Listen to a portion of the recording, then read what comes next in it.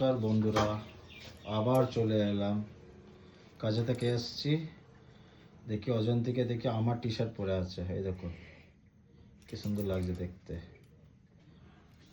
তো ঘরে ঢুকেছি, খুব সুন্দর সেন্ট বেরিয়েছে। আশা করি মাছেরই হবে এটা। এটা কি আবার সাধারণত? আচ্ছা, পায়েস।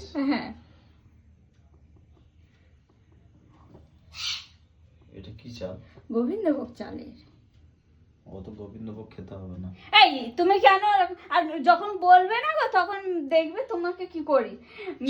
খাবার, এই তুই চুপ করবি। খাবার পরে মিষ্টি চাই, মিষ্টি চাই। আমাকে মাথা খারাপ করে দেয়। আর আজকের আবার লাইভ আছে, আর আমি লাইভে বসলেই ব্যাস ওনা মিষ্টি চাই, মিষ্টি চাই, মিষ্টি চাই। কেন যে করে কি জানি, বুঝতেই পারি না। আচ্ছা, তোমার বক বক আমি শুনতে চাই না। কি রান্না করেছো সেটা আমাকে দেখিয়ে দাও। আজকে আমি কিছুই করিনি।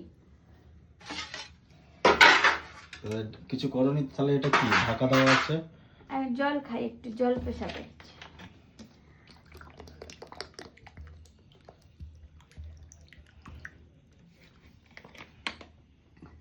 মুখের মধ্যে কি ক্যামেরাটা নিয়ে আসবে? খুব বাজে।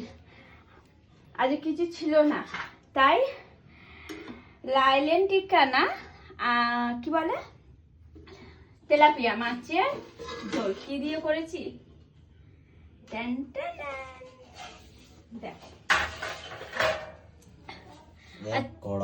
আচ্ছা, আপনারা কেউ খেয়েছেন কিনা?